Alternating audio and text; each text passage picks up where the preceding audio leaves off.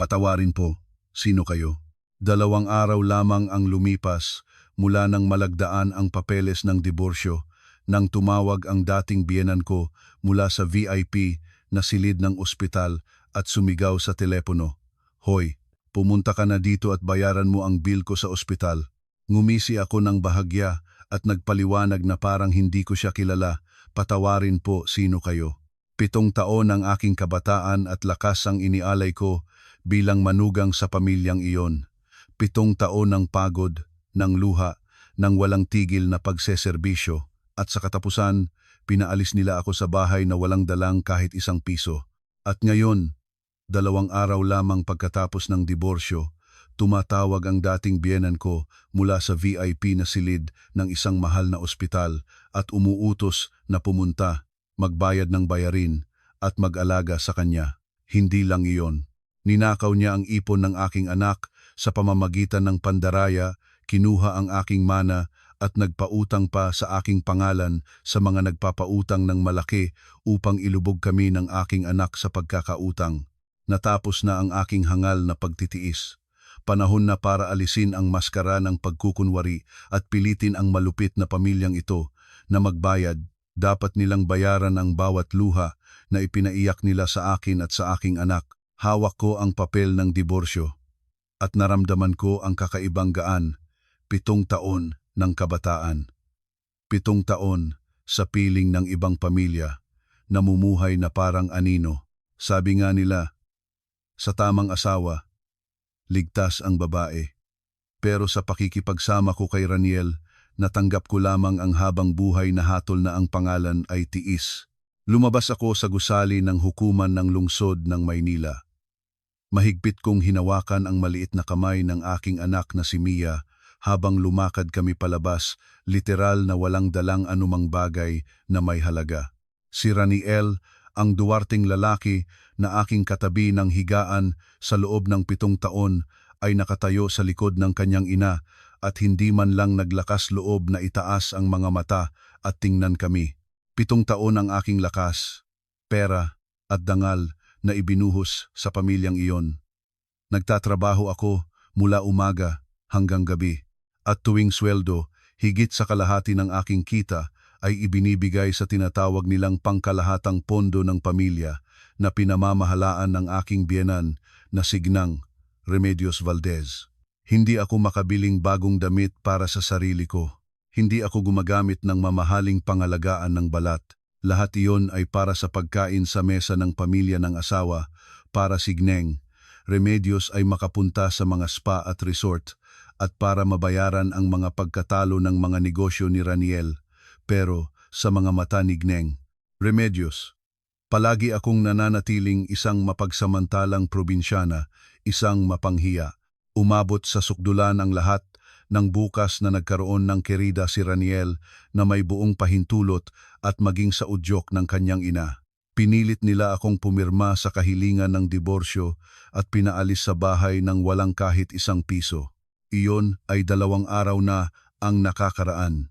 Ngayon, inayos ko ang aming kakaunting gamit sa maliit na inuupahang silid na natagpuan ko sa isang sulok ng Caloocan. Si Mia ay masunurin na nagkukuhit sa matandang sahig sa sulok ng kwarto. Ang kasiksikan ng lugar, ang amoy ng halumigmig at lumang dingding ngunit kakatwa, naramdaman ko ang kapayapaan. Sa lugar na ito, hindi ko na kailangang marinig ang mapang-abing sisinigning Remedios at makita ang kanyang naghamak na tingin. Habang pinupunasan ko ang matandang plastik na aparador, tumunog ang aking telepono. Tumingin ako sa screen.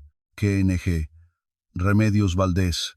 Sa lumang ugali, kumuyom ang aking puso sa takot ang takot na lagi kong nararamdaman tuwing tinatawagan ako ng biyenan. Ngunit sa susunod na segundo, huminga ako ng malalim at nagpanatag.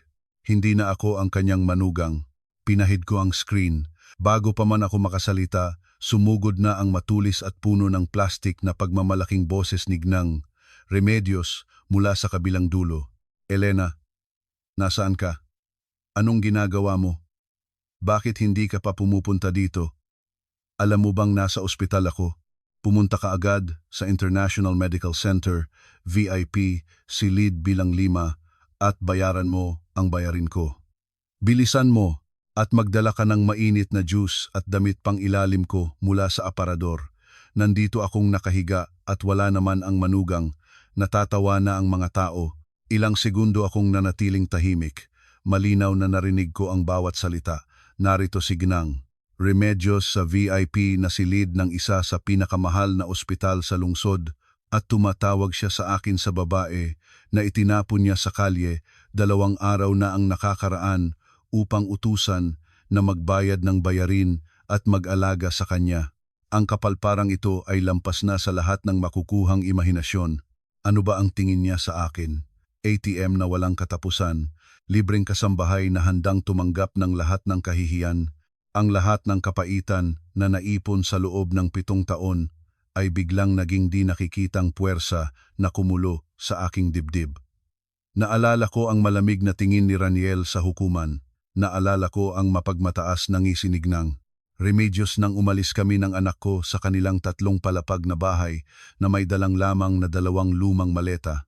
Tumingin ako sa aking magaspang na mga kamay pagkatapos kay Mia na itinaas ang kanyang malalaking mata puno ng pagtataka. Bahagya akong ngumiti at nagbigay ng mahinahon ngunit matatag na tawa. Patawarin po, sino kayo? Sa kabilang dulo ay katahimikan. Siguro ay hindi inaasahan ni Gining. Remedios na maglakas loob akong sabihin iyon. Sanay na siya sa manugang na marunong lamang tumango at sumunod. Ano ang sinabi mo? Lumabas ka ng tama. Elena, huwag kang maging bastos sa biyenan mo. Sinabi ko, dalhin mo agad ang pera at huwag mong paikutin ito. Naging maasim ang kanyang boses sa galit. Mahinahon ngunit malinaw, bukas sa bawat pantig, sumagot ako, pakinggan ninyo ako ng mabuti.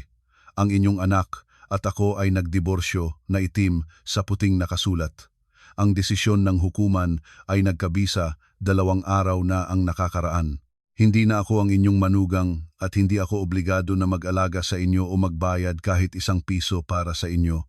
May anak kayo, may bagong manugang kayo, sila ang mag-alaga sa inyo. Mula ngayon, pakiusap na huwag na ninyong gambalain ako at ang aking anak. Paalam. Pagkatapos sabihin niyon, determinado kong pinindot ang pindutan ng pagtatapos ng tawag. Para hindi na siya makatawag ulit, pinasok ko ang mga setting at permanenteng binablock ang kanyang numero. Nang gawin ko ito, inihagis ko ang telepono sa kama at huminga ng malalim na may kaluwagan. Ang pakiramdam ng kalayaan at hindi kapani-paniwalang kasiyahan ay dumaan sa buong katawan ko. Sa loob ng 7 taon, sa unang pagkakataon ay naglakas loob akong sumagot, ituwid ang aking likod at ipagtanggol ang aking sarili. Pinunit ko ang mga di nakikitang kadena na nagpakulong sa aking buhay. Mula sa sandaling ito, mabubuhay na ako para lamang sa aking sarili at sa aking maliit na anak. Nasa Caloocan kami. Ang inuupahang silid namin ay nasa kaibuturan ng isang pilipit na eskinita. Kasing kita lamang ng 2 motorsiklo ang daan sa eskinitang iyon. Mga 15 metro kwadrado ang silid, mababang kisame, maliit na mezzanine at pinagsanib na banyo.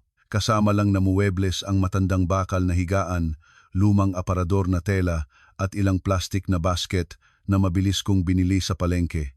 6 na taon si Mia ang edad na dapat ay masustansyang kumakain, magandang damit ang suot at nabubuhay sa puno ng pagmamahal ng magkabilang magulang.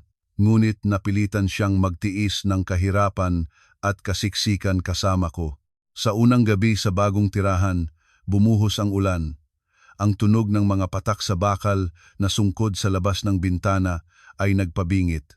Tumagas ang tubig sa puwang ng matandang salamin at pumatak sa pagsulok ng bintana. Naglagay ako ng timba at mahigpit na niyakap si Mia.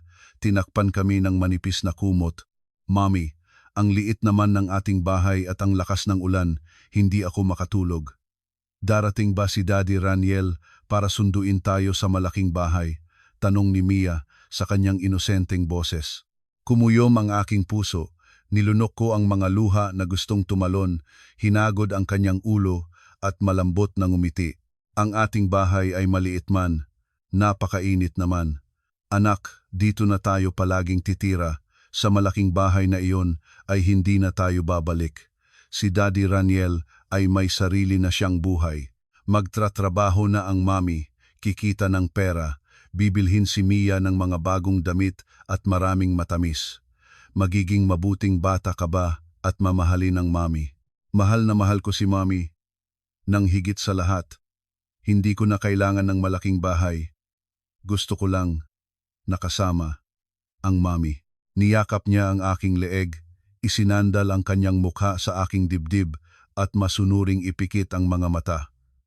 Ang pantay na paghinga ng aking anak ay nagbigay sa akin ng walang katapusang lakas. Hindi na ako maaaring maging mahina pa. Kailangang bumangon, magsimula muli anuman ang halaga. Hindi ko maaaring hayaang magpatuloy ang pagdurusa ng aking anak. Sa susunod na umaga, nang maitaas ang kwarto, kinuha ko mula sa ilalim ng maleta ang isang dilaw na folder. Ito ang aking mga diploma at sertipiko mula pa noon. Noong una, may dangal akong nagtapos sa prestihiyosong kolehiyo sa Maynila bilang isang communication arts na estudyante. May matatag na trabaho ako at magandang sweldo sa isang event management company.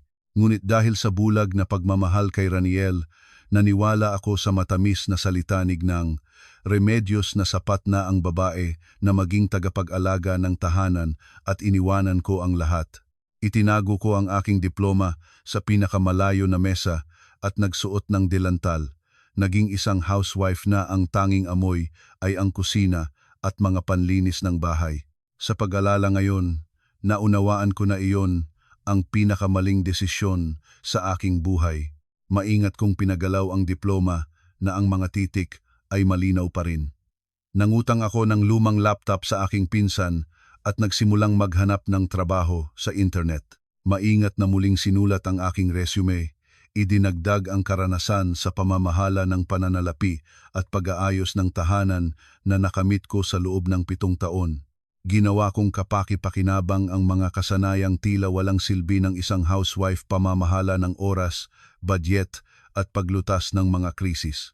Sa loob ng 3 araw, nagpadala ako ng resume sa daan-daang kumpanya. Ang iba ay kaagad tumanggi nang makita ang matagal na pahinga ko sa trabaho. Ang iba naman ay nag-imbita sa pakikipanayam, ngunit nag-alok ng napakaliit na sweldong hindi sapat kahit para sa upa at daycare ni Mia. Ngunit hindi ako nawalan ng pag-asa. Ang bawat pagtanggi ay nagpapalakas ng aking determinasyon. Bumili ako ng ilang libro tungkol sa modernong marketing at komunikasyon at nagbasa hanggang hating gabi sa liwanag ng ilawan upang makabawi sa napalampas at maunawaan kung paano nagbago ang mundo.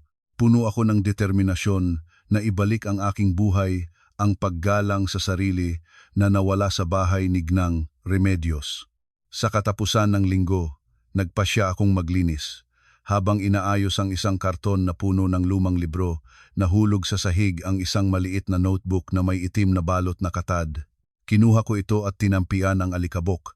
Ito ang aking notebook ng mga gastusin na pinananatili ko sa loob ng 7 taon. Bawat piso na kinita ko sa freelance na trabaho, bawat gastos sa pagkain, kontribusyon sa PTA, mga regalo sa mga kamag-anak ng asawa, lahat ay maingat na nakatalaan. Dinaladala ang mga pahina at ang mga numero ay parang kutsilyo na pumutol sa aking puso. Huminto ang aking tingin sa isang talaan na 5 taon na ang lumipas. Ito ay isang pahina kung saan naisulat ko ang numero ng bank account na kinukumpilin ni Gnang Remedios para sa aking buwanang paglilipat ng kalahati ng aking kita. Tinawag niya itong pangkalahatang pondo ng pamilya para sa malalaking gastos at hindi inaasahang pangyayari. Sinabi niyang ilipat ko lamang ang pera at siya ang hahawak. Kapag kailangan, siya ang mag-aalis. Dahil sa bulag na tiwala at pagnanais na maging mabuting manugang, tuwing buwan ay tapat akong naglilipat ng pera sa account na iyon. Minsan, kapag nagkasakit ako at hindi makapagtatrabaho, nangutang pa ako sa mga kaibigan upang maibigay ang tamang halaga. Ngunit nang sa hukuman ay hiniling ko ang paghahati ng pera mula sa account na iyon, nagpresenta si Gnang Remedios at si Raniel ng walang lamang bank statement. Inakusahan nila ako ng pagsisinungaling, sinabi na ang aking mga kontribusyon ay halos hindi sapat para sa aking sariling pagkain lamang at walang ipon sa account na iyon. Hiniling ng hukom ang mga patunay, ngunit hindi ko maibigay lahat ng paglilipat ay ginawa ko sa ATM at hindi ko iningatan ang mga resibo at hindi ko na matandaan ang numero ng account. At ngayon ang numerong iyon ay nasa harap ko. Mabilis na binuksan ko ang mobile banking app sa aking telepono. Inilagay ang numero ng account mula sa notebook sa field ng paglilipat upang suriin ang pangalan ng may-ari. Sa screen ay lumitaw ang isang salitang nagpahinto sa aking paghinga.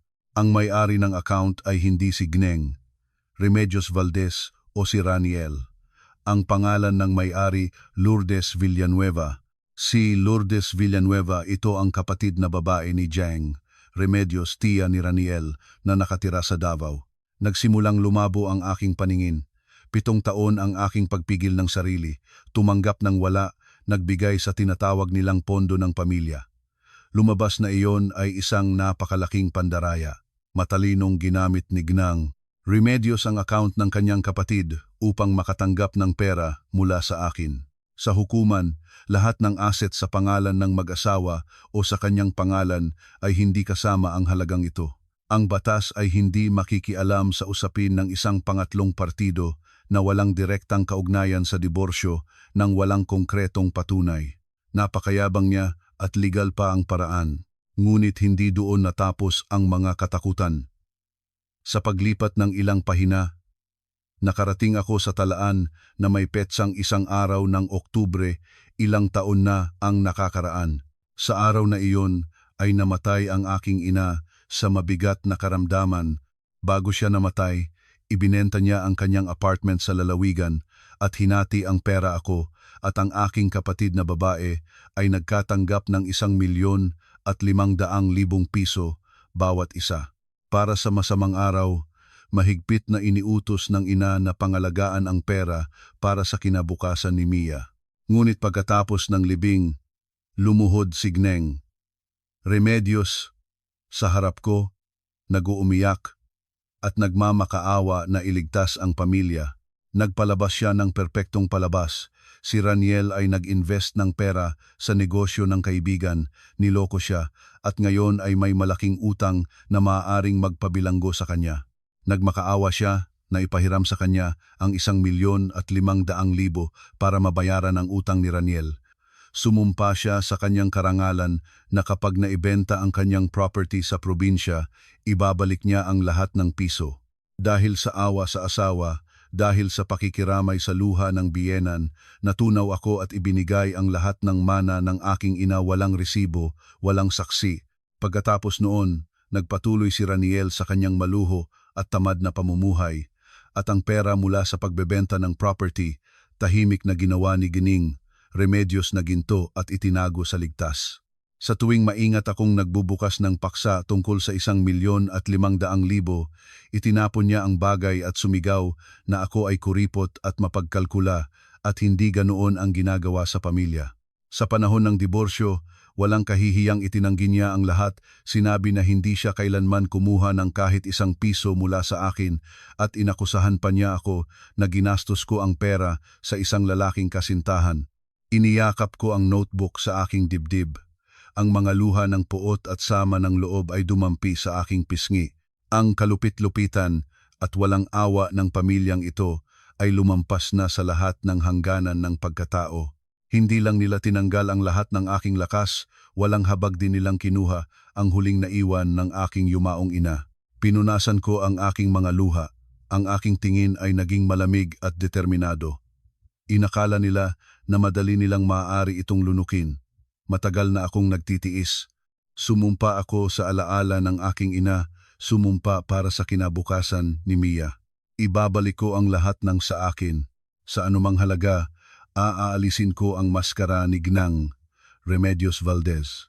Eksaktong 1 linggo pagkatapos ng pagpapadala ng resume, inimbitahan ako sa pakikipanayam sa isang malaking media company na ang tanggapan ay matatagpuan sa Ayala Avenue. Ito ang pinakaliwanag na sinahok na pag-asa sa mga nakaraang araw. Noong gabing bago, Maingat ko itong naiplansa ang aking kulay abong negosyo terno. Ang tanging disenteng damit na natitira sa akin bagaman bahagyang luma na ang estilo, mukhang maayos pa rin at malinis.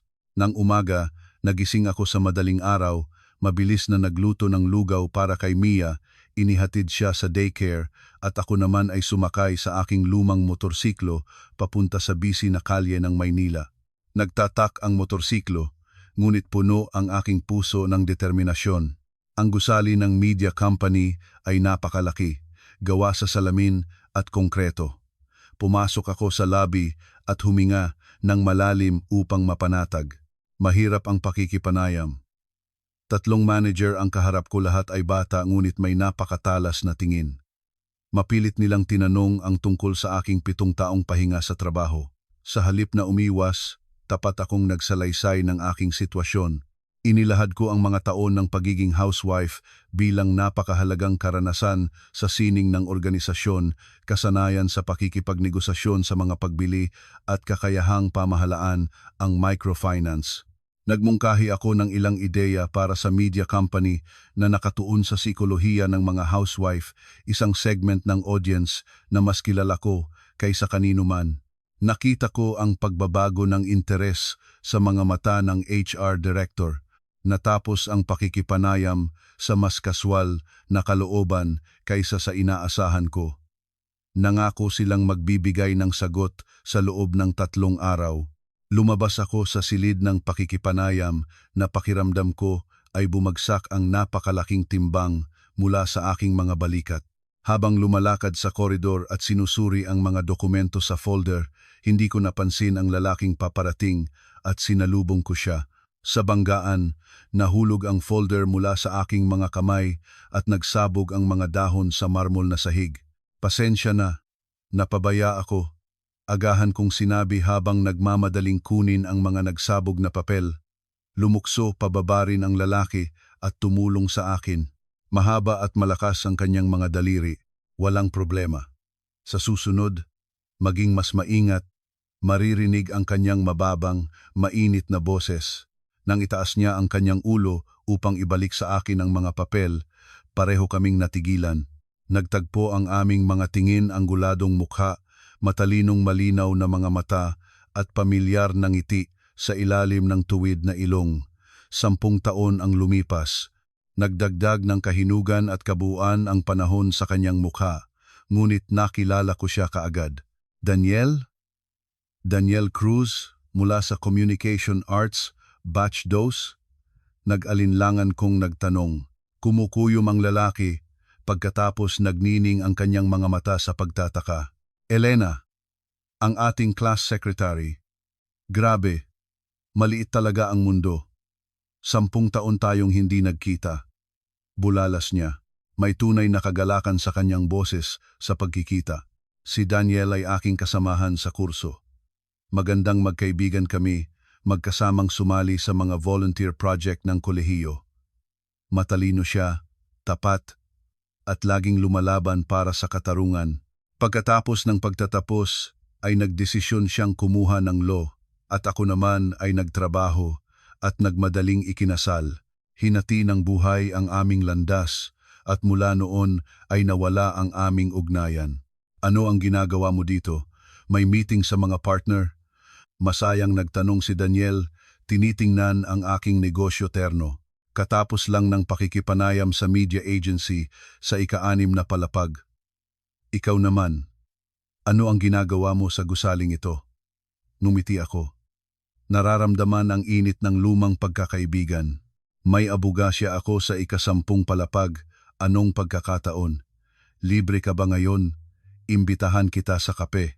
Mag-usap tayo, alalahanin ang mga nakaraang araw. Tumingin ako sa aking relo. Maaga pa. Malayo pa ang oras ng pagkuha kay Mia. Ang pagpapakita ng lumang kaibigan sa sandaling halos mawalan ako ng pag-asa ay parang buhay-buhay na life buoy. Tumango ako. Bumaba kami sa tindahan ng kape sa unang palapag. Ang amoy ng sariwang gilingang kape ay lumaganap sa hangin. Nag-order si Daniel ng mainit na latte para sa akin, tulad ng aking dati at itim na kape na walang asukal para sa kanyang sarili. Ikinuwento niya ang kanyang karera bilang abogado, ang opisina na espesyalista sa mga kaso ng pamilya at sibil na hindi pagkakasundo. Naging matagumpay at kilala siya sa kanyang larangan. Nang tinanong ni Daniel ang tungkol sa aking buhay, nawala ang ngiti sa aking mukha. Dahan-dahan kong hinalo ang kape. Pinanood kung paano natutunaw ang gatas sa madilim na likido. Lahat ng sakit at sama ng loob na naipon sa mga taon ay pumunganay palabas sa harap ng lumang mapagkakatiwalaang kaibigan. Hindi ako nagtagong anumang bagay. Dahan-dahan kong ikinuwento ang aking 7 taong kasal ang duwarteng asawang nagtraidor, ang malupit na biyenan. Ikinuwento kung paano kami ng anak ko ay pinaalis sa bahay nang walang kahit isang piso, ang mapang-abing tawag ni Gnang. Remedios mula sa VIP na silid. Nagsalita ako ng mahinahon, walang luha at reklamo, ngunit sa bawat salita ay nakatago ang sakit ng isang babaeng napakona sa sulok. Nakinig si Daniel ng walang salita. Nagtagpo ang kanyang mga kilay sa sentro ng noo, at ang kamay ay mahigpit na kumapit sa tasa na bumukol ang mga ugat. Nang marating ko ang kwento tungkol sa notebook at sa 1,500,000 mana ng ina na ninakaw, nagbago ang kanyang mukha. Sa mukha ng abogado ay lumitaw ang galit. Lampas na ito sa lahat. Marahas na inilagay ni Daniel ang tasa sa mesa. Nagnining ang kanyang mga mata ng bakal na determinasyon. Hinahamak nila ang batas at walang kahihiyang tinatapakan ang moralidad ng tao. Elena, hindi mo ito maaaring hayaan. Ang paggamit ni Gnang, Remedios ng account ng kamag-anak para ilabas ang iyong pera at lalo na ang pandaraya sa mana na 1,500,000 ito ay may palatandaan ng malubhang panloloko, at ang pagtatago ni Raniel ng pinasamang ari-arian sa diborsyo ay seryosong paglabag. Bumuntong hininga ako ng marahan. Alam ko, Daniel, labis akong nasasaktan, ngunit saan ako makakakuha ng patunay noong ibinibigay ko ang pera kay Gaanging? Remedios, lubos ko siyang pinagkakatiwalaan at hindi ako kumuha ng resibo. At tungkol sa account ng kanyang kapatid, sinabi ng hukuman na walang basehan para sa investigasyon. Wala akong kahit ano ngayon. Halos hindi ko maitayo ang upa at pagkain ni Mia. Saan ako kukuha ng lakas at pera para sa mga kaso? Yumuko si Daniel pasulong. Naging matatag at tiwala ang kanyang boses. Pakinggan mo ako, Elena. Ang batas ay nilikha upang protektahan ang mahina at parusahan ang masama. Huwag mong isipin na walang paraan ng pagbabalik ng pera nang walang resibo. Sa hustisya ay mayroon itong tinatawag na indirect evidence at logical chain of events. Ang iyong notebook, kahit personal na talaan lamang, ito ay magiging mahalagang patunay. Kapag sinamahan ng mga bank statement at paghahambing ng mga petsa, kumuha siya ng notebook at ballpen mula sa kanyang bag at mabilis na nagsimulang sumulat. Abogado ako sa mga kaso ng pamilya. Palagi akong nakakaharap ng mga ganitong scheme ng paglipat ng assets. Inaakalang matalino sila, ngunit palagi silang nag-iiwan ng mga bakas. Tungkol sa 1,500,000, maaari tayong mangalap ng testimonya ng mga kapitbahay na narinig ni Gnang. Remedios na nagreklamo tungkol sa kawalan ng pera, o subukan nating makakuha ng recording ng kanyang pag-amin. Tungkol sa account, maghihiling ako sa hukuman ng detalye ng mga transaksyon sa account ni Lourdes Villanueva kung matuklasan na ang pera sa kalaunan ay napupunta kay Gaengeng. Remedios o kay Raniel, mapatutunayan ang akusasyon ng pagtatago ng ari-arian at panloloko. Pinanood ko ang maayos na mga linya na isinulat ni Daniel at bumilis ang aking puso sa pag-asa. Sa mga nakaraang araw na ginugol sa desperasyon, sa unang pagkakataon ay nakakita ako ng liwanag sa dulo ng lagusan. Ngunit ang mga serbisyo ng abogado ay napakamahal. Wala akong kakayahang bayaran ka, Daniel, mahiyang sinabi ko. Tumingin si Daniel sa aking mga mata ng mainit at tapat. Inilagay ang kanyang kamay sa kanyang mga sulat at matatag ngunit malambot na nagsalita. Sino ang nagsabi na ginagawa ko ito para sa pera? Mga kaibigan tayo, Noong dumating ang aking pinakamahirap na oras noon, ikaw, bilang class secretary, ay nag-organisa ng tulong para sa akin. Hindi ko kailanman malilimutan iyon. Ngayon, habang nakikita kong hinahamak ka, hindi ko maaaring manatiling walang ginagawa. Hindi ako magiging karapat-dapat na tawaging iyong kaibigan o magsuot ng balabal ng abogadong nagtatanggol ng katarungan. Haharapin ko ang iyong kaso at magbibigay ng buong legal na suporta ng libre. Kailangan mo lang sundin ang aking mga tagubilin at maging malakas. Ang iba ay ipagkatiwala sa akin. Kumapit ang luha sa aking ilong at ang mga luha na matagal ko nang pinigilan ay sa wakas ay dumampi. Ito ay hindi luha ng kahihiyan, kundi luha ng pasasalamat at pagkaantig sa malaking walang kilingking lungsod na ito. Nang linusuban ako ng mga pinakamalapit sa akin, nakahanap ako ng suporta sa isang kaibigan na hindi ko nakita sa 10 taon. Salamat Daniel, talagang salamat. Gagawin ko ang lahat para ibalik ang katarungan para sa sarili ko at sa aking anak. Pinunasan ko ang aking mga luha. Ang aking tingin ay naging mas determinado kaysa dati. Tumango si Daniel at ngumiti. Pinayuhan niya akong bumalik sa aking silid at itago ng ligtas ang notebook. Hindi na ito basta mga pahina lamang ng mga numero. Ito ay patunay ng aking pawis at luha. Ito ang unang espada ng katarungan na gagamitin namin upang putulin ang tabing ng kasinungalingan ng pamilya Valdez. Nang gabing iyon, nang bumalik sa aking maliit na silid, naramdaman ko ang hindi kapani-paniwalang lakas. Binuksan ko ang telepono at tiningnan ang larawan ng tumatawang si Mia. Sinabi ko sa aking sarili na ang hangal na pagtitiis ng nakaraan ay patay na. Ang Elena ngayon ay magiging malakas at matalinong babae. Kasama ni Daniel, magpapatuloy ako hanggang sa katapusan. Ang lahat ng utang nila sa akin at sa aking anak pilitin ko silang ibalik ng buo. Nagsisimula pa lamang ang labang ito. Ilang araw pagkatapos ng napakahalaga naming pagkikita ni Daniel, ang aming buhay ni Mia sa maliit na silid sa Caloocan ay nagsimulang dumating sa ritmo. Nasanay na akong gumising sa madaling araw, maglinis, magluto ng almusal para kay Mia at ihatid siya sa daycare. Ang mga pang-araw-araw na gawain ay hindi nagbibigay ng oras para sa kalungkutan at pag-alaala sa nakaraan. Nang hapon na iyon, pagbalik ko mula sa palengke na may daladalang gulay at karne ng baboy para sa hapunan, nakakita ako ng lalaking figura sa pintuan ng aming gusali na nagpahinto sa akin. Si Raniel ang aking dating asawa na naghiwalay sa akin nang wala pang 2 linggo ang nakakaraan. Ngayon si Raniel ay maingat na bihis, mahal na polo, ang buhok ay may gel, ngunit sa kanyang mukha ay makikita ang pagkabahala at pagkakagulo. Ngayuman niyang tinitingnan ang aming maralitang bakuran, umurong sa amoy mula sa basurahan sa tabi.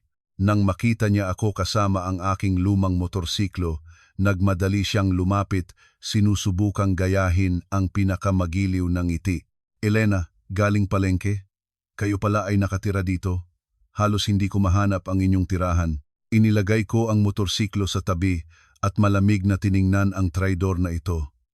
Ang kanyang pagpapakita ay hindi nagdulot sa akin ng anumang damdamin maliban sa pagkasuklam. Ano ang ginagawa mo dito? Ang lahat ay napagpasyahan na ng hukuman. Wala na tayong ugnayan. Umalis ka bago pa ako tumawag ng pulis. Malamig na sumagot ako, hawak ang susi ng silid. Nagsimulang manghingi si Raniel at nagsalita ng mapanuyong tono. Naman, Elena, hindi tayo mga estranyo. Kahit pagkatapos ng diborsyo, magulang pa rin tayo ni Mia. Pumunta ako para bisitahin kayo at may gustong pag-usapan. Wala tayong dapat pag-usapan.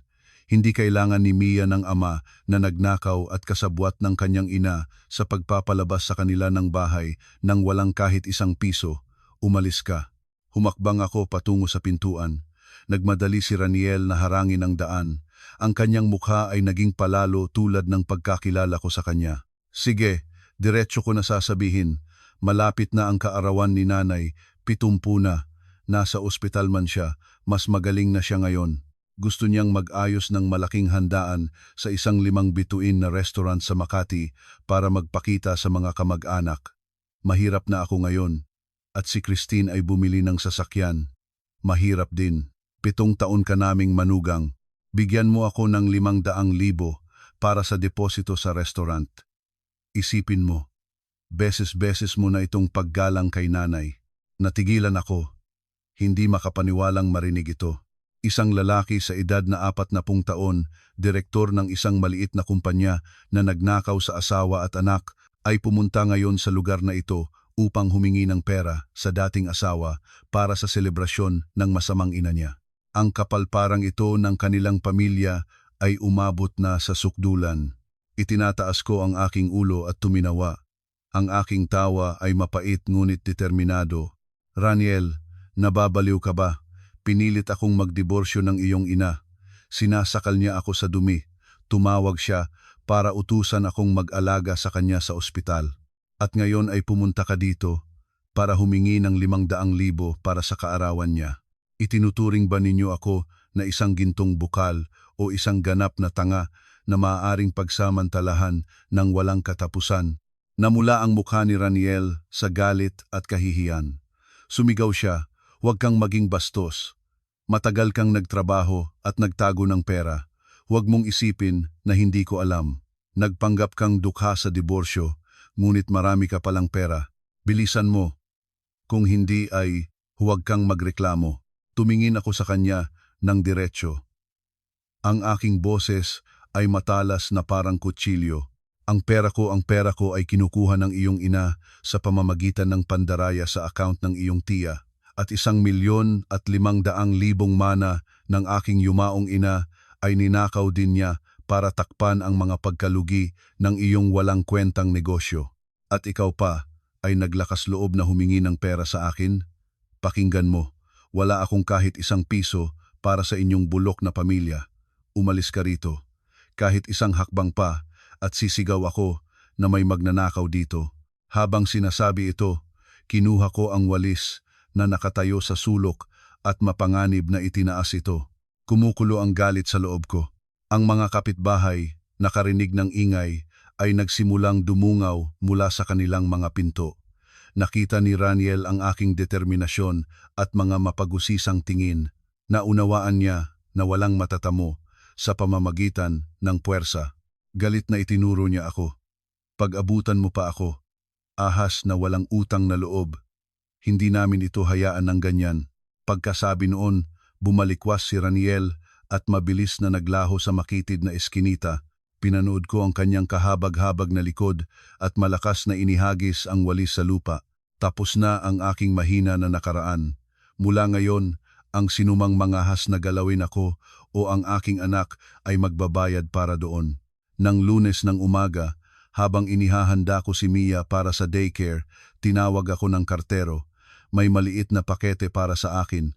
Ang nagpadala ay hindi naglagay ng pangalan o address, isang linya lamang na nakasulat sa maayos na sulat kamay. "Elena, sana ay mananatili kang malakas at makamit ang katarungan."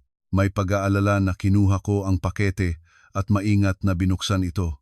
Sa loob, nakabalot sa bubble wrap, ay isang pilak na USB flash drive. Sinabi ng aking instinct na mayroong napakahalagang nilalaman doon. Pagkatapos maihatid si Mia, agahan akong bumalik sa bahay, binuksan ang laptop ng aking pinsan at ipinasok ang flash drive. Sa screen ay lumitaw ang isang folder na may pamagat, "Ang Katotohanan Tungkol kay Gnang Remedios Valdez." Bumilis ang tibok ng aking puso. Binuksan ko ang folder. 3 video ang nasa loob, kinuha sa telepono, ngunit may napakagandang kalidad ng imahe at tunog. Ang petsa sa video ay 3 araw bago ang aming diborsyo. Unang video, isang golf course. Sa sentro, si Gnang Remedios. Nakasuot siya ng mamahaling puting sports outfit, magarang sombrero, at hawak ang golf club. Gumawa siya ng malakas at tumpak na hampas. Pagkatapos, malakas siyang tumawa at masigla kang lumakad kasama ang kanyang mga mayamang kaibigan. Walang senyales ng mahiwagang babaeng nagtatampo ng sakit sa puso. tulad ng kanyang sinasabing ito sa mga kamag-anak at sa hukuman. Ikalawang video, isang eksklusibong spa. Si Gineng Remedios ay nakahiga sa massage table. Inaalagaan siya ng 2 empleyada. Masayang nag-uusap siya sa isang babae sa katabing mesa.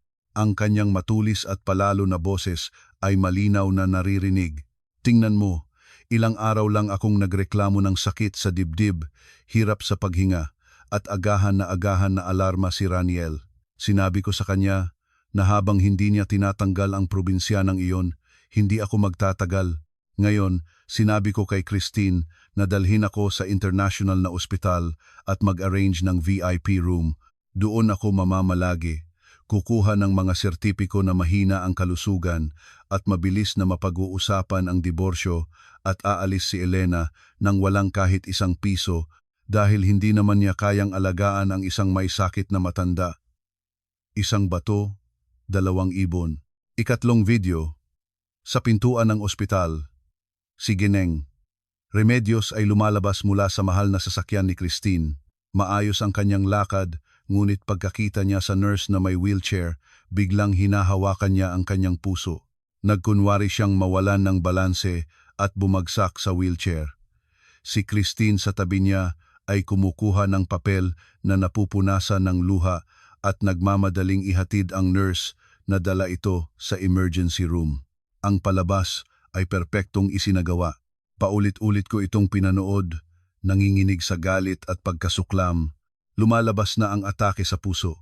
Ang pagkalugi ng kalusugan na pinag-ingay ng buong pamilya, pawang maruming pagtatanghal na idinirihe mismo ni Gineng Remedios Valdez. Ginamit niya ang kanyang kalusugan bilang pang-akit upang linlangin ang batas at itulak ako sa sulok. Agahan kong kinopya ang lahat ng file sa cloud storage at nagpadala ng link kay Daniel. Pagkalipas ng 5 minuto, tumawag siya. Ang kanyang boses ay nababahala. Elena, saan mo nakuha ito? Ginto ito. Pinapatunayan ng mga video na ito ang pagpapeking medikal na dokumento, pandaraya sa hukuman at organisadong scheme sa paglipat ng assets at pag-agaw ng iyong legal na karapatan.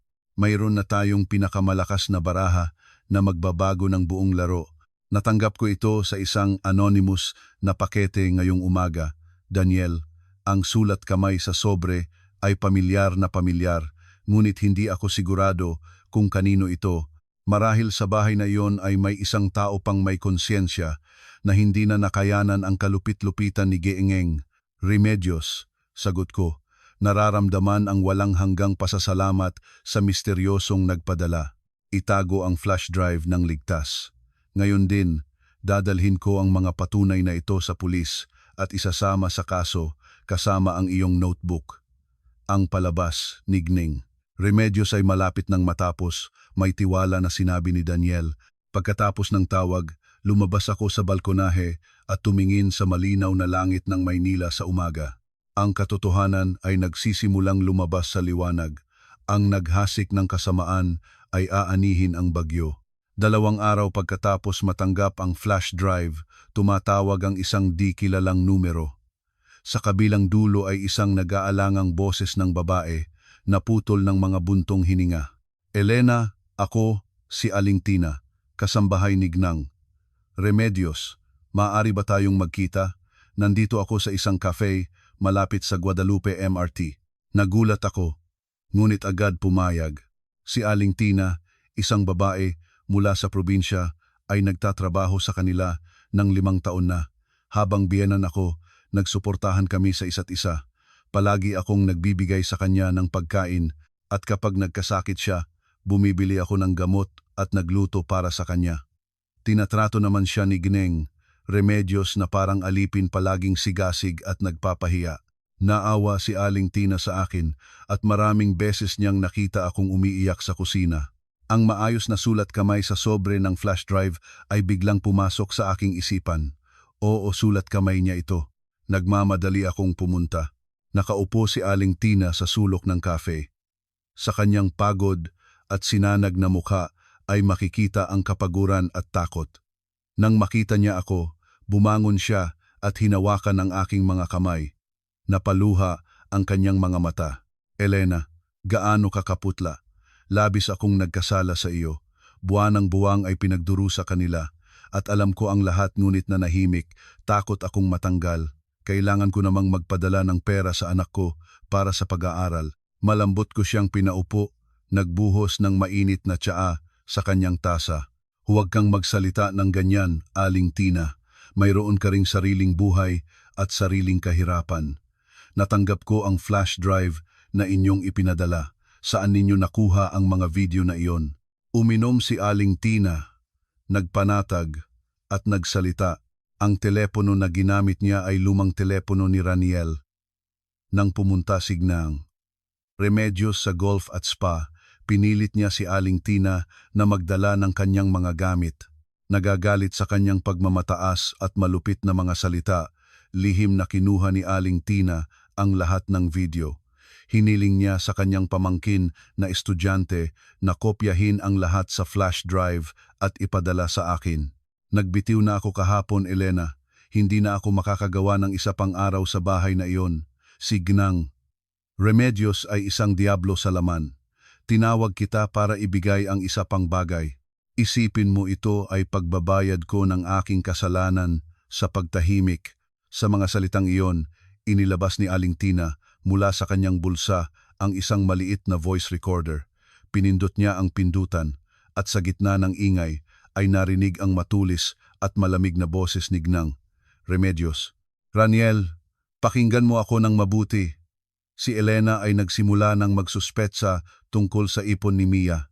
Kailangan mong kumilos muna. Dalhin mo si Christine dito, diretso sa inyong kwarto. Gumawa ng iskandalo, humiliya sa kanya ng buo. Ganyan ang mga babaeng tulad niya, mataas ang pagmamahal sa sarili. Makita niya ang asawa kasama ang kerida, magsasara siya ng gamit at aalis. Palayasin mo siya. Wala akong ibibigay sa kanya kahit isang piso. Lahat ng assets ay inilipat ko na kay Tia Lourdes at ginawa naming ginto. Pilitin mo siyang pumirma sa kahilingan ng diborsyo na may voluntaryong pagtatalikod sa ari-arian. Naiintindihan mo ba? Pagkatapos ay narinig ang sagot ni Raniel. Nanay, henyo ka talaga. Oo, ngayong gabi ay dadalhin ko si Christine. Pagod na rin ako sa kanyang laging maasim na mukha. Natapos ang recording. Parang nagyelo ang hangin sa paligid ko. Kahit na alam ko ang kanilang kalupit-lupitan, ang marinig ang mga maginaw at mapagkalkula na salitang ito sa aking sariling tainga ay hindi mapigilan. Tinatrato nila ako tulad ng isang basura, isang laruan na maaaring itapon una pang pigsakin ang kanyang dignidad. Kinupit ni Aling Tina ang aking kamay. Nanginig ang kanyang boses. Naglilinis ako noon sa sala. Ang voice recorder ay nahulog sa ilalim ng sofa. Siguro ay nakalimutan ni Raniel. Kinuha ko at pinindot na manhid ang aking mga kamay at paa. Kunin mo ito. Dalhin sa hukuman, sa pulis. Dapat mong alisin ang maskara ng babaeng iyon. Nakikita ng Diyos ang lahat, Elena. Itinago ko ang voice recorder sa aking bag at mahigpit na niyakap si Aling Tina. Isang simpleng babaeng may dalisay at makatarungang puso. Ang kanyang mga pahayag at mahalagang mga patunay ay naging susi na tutulong sa akin na sirain ang bahay-baraha ng kasinungalingan ni Gnang Remedios. Inilabas ko mula sa aking pitaka ang 200,000 piso pera na hiniram ko mula sa isang kaibigan at sa pilitan itong ibinigay kay Aling Tina para sa kanyang pamasahe pauwi. Nagpaalam kami. Hindi na ako nag-iisa sa labang ito. Sa Huwebes ng umaga, nang pahandang pumunta sa media company para malaman ang resulta ng pakikipanayam, tumunog ang aking telepono. Si Daniel ito. Ang kanyang boses ay mahigpit at seryoso.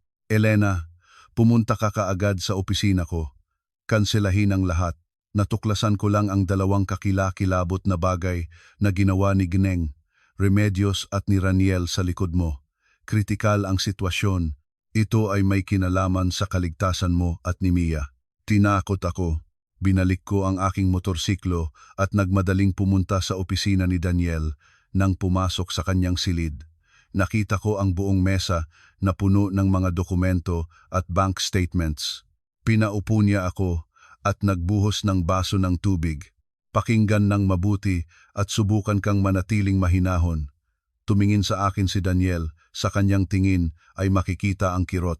Una, kahapon ay sinuri ko sa pamamagitan ng aking mga koneksyon ang lahat ng assets na may kaugnayan kay Mia. Naalala mo ba ang savings account na 3 milyong piso na binuksan mo para sa kanyang edukasyon kung saan kayo ni Raniel ay magkasamang may-ari? Naalala ko. Inipon ko ang pera na iyon, nagtatrabaho sa gabi, kasama ang lahat ng pera na ibinigay bilang regalo kay Mia. Pangunahing may-ari ako at isinulat ko si Raniel para kung may mangyari sa akin. May mali sa account na iyon. Bumilis ang tibok ng aking puso. Mabigat na bumuntong hininga si Daniel. Kinuha ni Raniel ang lahat ng 3 milyong piso bago pa niya dalhin ang kerida at palayasin ka. Kinumpirma ng bangko ang lagda ay sa kanya. Ninakaw niya ang kinabukasan ng kanyang sariling anak. Humuni ang aking mga tenga. Nawala ang lupa sa ilalim ng aking mga paa, 3 milyong piso. Ang aking pawis, ang aking dugo, ang mga gabi na walang tulog para sa dignuhang edukasyon ng anak. Ninakaw nila ang mana ng aking ina. At ngayon ay ninakaw ang pera ng isang 6 na taong bata. Si Raniel ay hindi ama, siya ay isang halimaw. Ngunit hindi iyon ang katapusan. Inilabas ni Daniel mula sa mesa ang isang tumpok na may kulay na mga printout at inihagis sa mesa. Ngayon ay tingnan mo ito. Pangalawa, ito ang pinakamasamang suntok mula kay Geengeng. Remedios. Ngayong umaga ay nakatanggap ako ng impormasyon mula sa Cybersecurity Division. Lihim na kinuha ni Geengeng. Remedios ang larawan ng iyong pasaporte at, gamit ang mga disposable SIM card, nag-utang sa iyong pangalan sa maraming money lending companies. Nagulat na kinuha ko ang mga papel 12-dosenang screenshot ng electronic loan contracts. Nangungutang, Elena Valdez. Ang aking passport number. Mga petsa ng utang sa nakaraang 3 buwan habang nakatira pa ako sa kanila. Kabuuang principal na humigit kumulang 1 milyong piso. Ngunit sa napakaraming interes, lumaki na ito sa 3 milyon. Layunin ng utang, personal na pagbili, ngunit ang delivery address mula sa mga online shop ay ang kanilang bahay at ang tatanggap ay si Christine. Nag-utang signang, Remedios sa aking pangalan upang bumili ng mga bag at pambahay na pangalagaan para sa kerida ng kanyang anak. Sa sandaling iyon, tumunog ang aking telepono. Isang di kilalang numero. Tumango si Daniel para isagawa ko ang speaker. Pagkasagot ko, isang malupit na boses ng lalaki ang sumigaw sa telepono. Elena ba ito? 3 buwang hindi ka nagbabayad. Kung hindi mo ipadala ang 900,000 ngayon, ang mga tao ko ay pupunta sa daycare ng anak mo. Alam namin kung saan siya nag-aaral at kung saan kayo nakatira. Nagyelo ang aking dugo. Binabanta nila si Mia. Ang matinding takot ay pinalitan ng galit. Gusto kong sumigaw, ngunit kinuha ni Daniel ang telepono sa akin at sumagot sa mahinahon na bakal na boses ng isang bihasang abogado. Ako ang abogado na kumakatawan sa interes ni Elena Valdez. Lahat ng kasunduan sa utang ay nilikha sa pamamagitan ng pandaraya gamit ang peking datos at pagnanakaw ng personal na impormasyon. Nagsampa na kami ng reklamo sa NBI kaugnay ng panloloko at ilegal na pagpapautang. Ang pag-uusap na ito ay nire-record. Kung kayo ay mga tas na lumapit sa aking kliyente o sa kanyang anak, mapupunta kayo sa bilangguan ng matagal, hintayin ang subpina. Tinanggal ni Daniel ang tawag at binablock ang numero. Lumingon siya sa akin at inilagay ang kanyang mga kamay sa aking mga balikat. Huwag umiyak. Hindi ito ang oras ng kahihinaan. Gusto nilang itulak ka sa sulok, sirain sa pamamagitan ng mga nagpapautang, ngunit mayroon na tayong lahat ng baraha. Mula sa iyong notebook at account ni Tia Lourdes hanggang sa mga video at voice recording, lahat ng ito ay nag-iipon ng hindi mapabulaan ang kadena ng katibayan. Ngayon tayo ay nagsisimulang magkontra-atake. Ipinangako ko ang mga masamang ito ay aanihin ng kanilang mapait na ani. Kagat ko ang aking labi hanggang dumugo. Matagal nang natuyo ang aking mga luha. Ang malupit na katotohanan ay nagising sa loob ko ang isang hayop na nagngangalang instinct ng ina.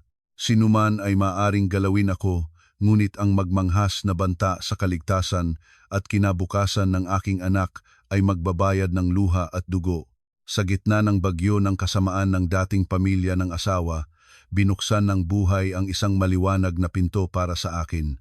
Nang araw ding iyon, tumawag ang media company at isinabita na natanggap ako bilang group leader for content creation na may napakagandang sweldo. Mataas ang kanilang tingin sa aking pag-unawa sa sikolohiya ng kababaihang housewife at katatagan ko sa paglutas ng mga problema. Sa unang araw ng trabaho, nagsuot ako ng puting silk blouse at perpektong hinahang itim na palda. Ang buhok ay nakabun, pula ang labi. Ang imahe ng pagod na housewife ay nawala. Pumasok ako sa opisina ng may tiwala at profesionalismo. Ang aking gawain ay mag-develop ng advertising campaigns para sa mga produktong pambahay at pangkalusugan. Base sa aking mapait na 7 taong karanasan, hindi ako nagsulat ng karaniwang teksto tungkol sa peking perpektong pamilya. Lumikha ako ng isang kampanya na pinangalanang Modernong Babae, Ibigin ang Sarili Bago ang Iba. Ang kampanya ay tumama sa punto na kaabot sa milyon-milyong kababaihang nagdurusa mula sa nakatagong karahasan sa bahay at nagpukaw sa kanila ng pagnanais para sa ekonomikal at espiritual na kalayaan. Kaagad na inaprubahan ng pamunuan ang aking ideya at sa loob ng 2 linggo ay gumawa ng kaguluhan sa social media. Ang papuri ng mga kasamahan, ang unang bonus na pumasok sa aking account, nagparamdam sa akin ng malalim na pagpapahalaga sa aking sariling pagsisikap. Ang aming buhay sa maliit na silid ay naging mas mainit din. Sa mga katapusan ng linggo, madalas na bumibisita si Daniel. Walang pag-aatubiling iniaangat niya ang kanyang manggas, ayusin ang tumutulo na gripo, palitan ang ilaw para mas maliwanag ang silid ni Mia para sa pag-aaral. Gustong-gusto ni Daniel ang mga bata. Nagdadala siya kay Mia ng mga libro at construction toys at matiyagang naglalaro kasama niya ng buong gabi. Habang pinanonood ko ang anak na tumatawa at yumayakap kay Daniel, nararamdaman ko sa aking puso ang isang matamis at mainit na damdamin na matagal ko nang hindi naramdaman. Isang gabi, nang matulog na si Mia, tinawag niya ako na maupo sa bangko sa labas ng gusali. Maririnig ang mga kuliglig, tahimik at mapayapa. Kumusta ang bagong trabaho? Parang umaakyat ang lahat. Nagsimulang magsalita si Daniel. Tinitingnan ako ng may mabait na mga mata. Napakaganda, Daniel. Parang ipinanganak muli. Kumita sa aking sariling kakayahan, maramdaman ang paggalang kahanga-hanga ito. Salamat sa pagsuporta at pagiging katabi. Kung hindi ka narito, nasira na sana ako sa presyo ni Gning. Remedios. Ngumiti si Daniel at nalis ang isang hibla ng buhok mula sa aking noo. Ang malambot at natural na kilos na ito ay nag-alis sa akin ng lakas. Nag-init ang aking mga pisngi. Palagi kang naging malakas at may talento. Natagalan ka lamang na itago ang mga ito para sa mga taong hindi nito karapat-dapat. Elena, lahat ng legal na proseso, mga kaso, arrest ng mga account ay pinagkasunduan ko na sa mga autoridad. Ang Economic Police ay nag-imbestiga na sa kaso ng microloans at money laundering sa pamamagitan ng account ni Tia Lourdes. Ang mga giling ng Diyos ay mabagal ngunit tiyak. Nagpigil si Daniel. Ang kanyang tingin ay naging matulis at determinado. Sa Sabado ay mayroon ang kaarawan ni Gnang, Remedios 70 na. Ayon sa aking impormasyon, nirentahan niya ang pinakamalaking sala ng isang maluho at 5 bituin na restaurant. Daan-daang bisita ang inimbitahan, mga partner ni Ranel, lahat ng kamag-anak. Ito ang sandali ng kanyang pinakadakilang tagumpay. Nang siya ay malulusaw sa kanyang perpektong palabas, tumango ako, kinupit ang aking mga kamay. Oo, gusto niyang ipakita ang kanyang katayuan sa pamamagitan ng handaang ito at opisyal na ipakilala si Christine, ang buntis na kerida ni Raniel, bilang bagong manugang. Gusto niyang tapakan ang aking karangalan para maitaas ang kanyang sarili. Ngumisi si Daniel ng ngiti ng isang taong may lahat ng baraha sa kamay. Sa gayon ay gagawin natin ang isang handaan na hindi niya kailanman malilimutan. Nakipag-ugnayan ako kay Aling Tina. Tutulungan niya tayong makakuha ng imbitasyon. Maglakas loob ka bang tumayo sa harap ng daan-daang tao at alisin ang kanilang maskara? Tumingin ako sa kanyang malinaw na mga mata at naramdaman na ang takot at pag-aalala ay nawala. 7 taon ng kahihiyan, pandaraya, pagnanakaw ng ari-arian, paninirang puri, at sa wakas, banta sa buhay ni Mia. Panahon na para humarap. Maglakas loob, gagawin ko ito. Itinayo nila mismo ang yugtong ito ng kasinungalingan at sisirain ko ito. Salamat Daniel sa pagsama sa akin hanggang sa katapusan ng labang ito. Hinawakan ni Daniel ang aking kamay. Ang kanyang matatag na genggeng ay nagbigay ng init at lakas sa akin. Ang gabi sa Maynila ay malamig, ngunit ang apoy ng paglaban para sa katarungan at dignidad ay nasusunog sa akin ng mas maliwanag kaysa dati. Ang kaarawan ni Ginang Remedios Valdez ay magiging katapusan ng kanyang malupit na imperyo. Sa Sabado, ang langit sa itaas ng Maynila ay malinaw at maliwanag para sa pamilya ni Geng Remedios. Ito ang isang dakilang araw. Ang kanyang 70 taong kaarawan ay ginaganap sa pinakamalakas na sala ng isa sa pinakamaluho at 5 bituin na restaurant sa lungsod. Mula sa tanghali, nakalinya sa pasukan ang mga basket ng mahal na bulaklak mula sa dayuhan. Sa pamamagitan ng handaang ito, gusto ni Ginang Remedios na ipakita ang kanyang katayuan sa mga kamag-anak, business partners ni Raniel at mga kaibigan mula sa eksklusibong club. Nagplano rin siyang opisyal na ipakilala si Christine, ang buntis na kerida ni Raniel, bilang bagong at karapat-dapat na manugang. Ngunit hindi alam ni Ginang Remedios na nagtago si Aling Tina ng 2 VIP na imbitasyon na ipinadala sa malalayong kamag-anak mula sa probinsya na hindi makakapunta. Ang mga imbitasyong ito, na may nakasulat na ngunit hindi kilalang mga pangalan, ay ibinigay ni Aling Tina sa akin. Salamat sa mga ito, madali naming napasok ni Daniel, ang bantay. Nang gabing iyon, nagsuot ako ng eleganteng itim na silk dress na may hiwa, ang buhok ay nakakulot, at ang mga heels na tumatalim sa aking katangkaran. Si Daniel ay nakasuot ng hindi kapuna-punang kulay abuhing terno. Sa tabi niya, hindi na ako ang nahihiyang, mapang-alinlangang housewife, kundi isang tiwala at marangal na babae. Pumasok kami sa sala, nakahalong sa masayang grupo ng mga bisita. Sa loob, nagsisinag ang mga kristal na parol. Ang mga mesa ay natatakpan ng puting tela at puno ng mga espesyal na pagkain. Sa malaking LED screen sa entablado ay nasusunog ang mga salitang "Maligayang kaarawan, Ginang Remedios Valdez." Si Ginang Remedios sa velvet na burgundy na gown na may bato, may makapal na perlas na kuwintas sa leeg, ay nakaupo sa isang upuan na parang trono. Sa tabi niya si Raniel sa makabagong terno at si Christine sa designer na damit pangbuntis. Nagningning sila ng mga ngiti habang tinatanggap ang mga makapal na sobre at mga walang kahulugang pagbati. Pinanood ko ang eksena at malamig na ngumisi. Ang pekeng kasaganaang ito ay itinayo sa marumi na pera, sa aking mga luha at sa walang awa na ninakaw na kinabukasan ng isang bata. Marahang kinupit ni Daniel ang aking siko at bulong na sinabi, "Umupo sa dulo na mesa sa sulok para hindi ka mapansin. Aayusin ko ang teknikal na bahagi." Kapag naging madilim ang screen, lumakas loob na pumasok sa entablado, handa na ang lahat. Pagkasabi noon, si Daniel kasama ang itim na leather bag na may laptop ay lumakad sa likod ng entablado. Nagpakita ng ID bilang abogado, madali niyang nalapitan ang mga kawani at pumasok sa silid ng kontrol ng tunog at ilaw. Sinabi niya sa mga technician na inihanda ng pamilya ang isang video surprise para sa kaarawan ng tatay at humingi na i-connect ang kanyang laptop sa central system ng screen. Nakaupo ako sa huling mesa, nakatago sa likod ng malaking palaypay na puno ng orchid.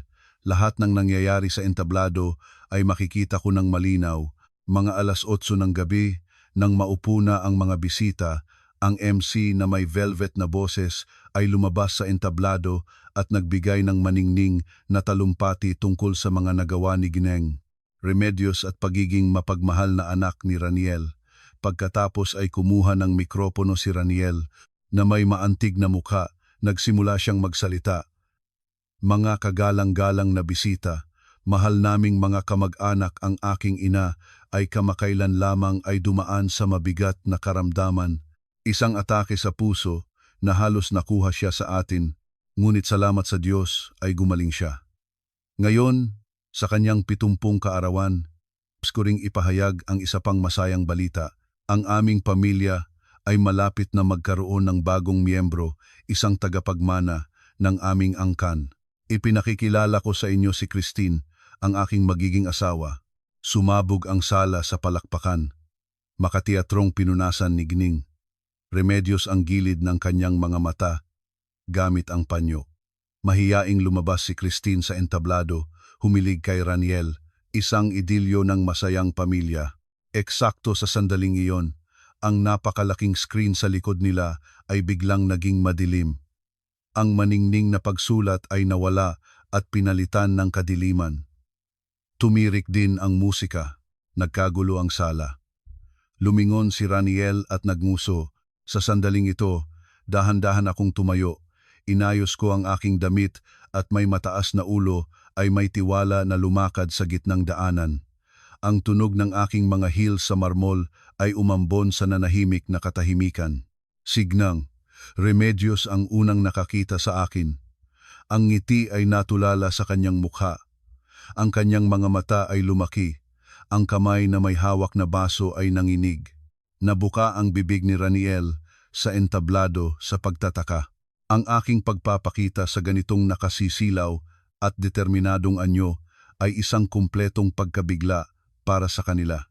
Dumating na ang oras ng pagsingil.